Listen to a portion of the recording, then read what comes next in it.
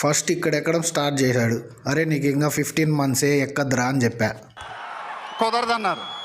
నాకు ఇప్పుడు 17 months వచ్చినాయి, నేను పెద్ద మనిషిని అయినాను అని చెప్పి ఇక్కడెక్కడం స్టార్ట్ చేశాడు. వద్దురా కింద పడతావు అని చెప్పా. కుదరదన్నారు. ఇట్లయితే కష్టం అని చెప్పి దానికి గేట్ అడ్డం పెట్టి దానికి తాడుతో కట్టేశా. ఎక్కద్దురా అని చెప్పా. కుదరదన్నారు.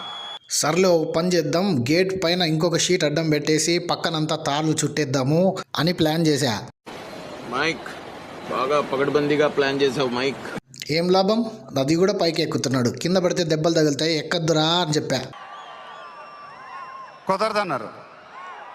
స్టైల్ ఇంతేనమ్మా అంట. సరే ఇవన్నీ అయ్యే కథ కాదని చెప్పి లాస్ట్కి ఆయుధం యూజ్ చేశా. అదేంటో తెలుసా? భయం. అది పుట్టించింది ఎవరు? మేము. చేపలకి వలలు, పులులకి బోన్లు, అడవి జంతువులకి కరెంటు, ఇలా అన్నిటికీ ఒక భయం ఉంటుంది. అలాగే ఈ జంతువుకి కూడా భయం ఉండాలంటే ఇప్పుడు ఈ వర్షం నీళ్ళన్నీ నువ్వు నోట్లోకి వేసుకుంటే నీకు ఇన్ఫెక్షన్ అయితే, జ్వరం వస్తే తర్వాత ఎవరు బాధపడతారు? పద కింది పద, పద కింది పద, తీసుకో నిద్రపోదు పా. కుదరదన్నారు. చెరుకు తోటలో చెట్టడి బియ్యం లగేసి కొడితే లజ్జంట లజ్జంట లజ్జంట లజ్జంట లజ్జంట లజ్జంట లజ్జంట లజ్జంట లజ్జంట లజ్జంట. చాలు పద చాలింగా.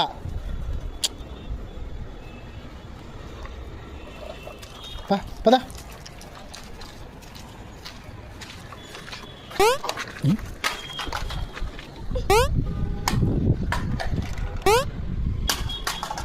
అది ట్రాన్స్పోర్ట్ చేసే పద్ధతి.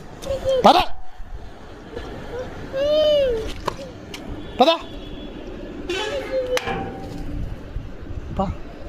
ఇడిస్తావు గేట. ఏడుంది బీసీజీ? ఏది బీసీజీ? ఏడుంది? ఇందాకుండా జేసీబీ అప్పుడే కనపడకుండా చేసినాడంటే ఖచ్చితంగా వీడు దాచిపెట్టి అది మిస్ అవుతున్నట్టు బిల్డప్ ఇస్తున్నాడు. అదిగోండి, చాలా తెలివైన వాడు అయిపోయినాడు. బొమ్మలు దాచిపెట్టేసి దానికోసం మళ్ళా వెనక్కి వచ్చి మరిపించేయాలని ట్రై చేస్తాడు. ఏ జీసీబీ ఆడుంచుడు, జీసీబీ అంట ఆడుంచుడు జేసీబీ. వీడు బీసీజీ అని ఒరిజినలే మర్చిపోయినా నేను. పదా ఇస్తాపా, పా ఇంట్లోకి పా పట్టు. గ్యాప్ ఇవ్వరా, గ్యాప్ ఇవ్వు.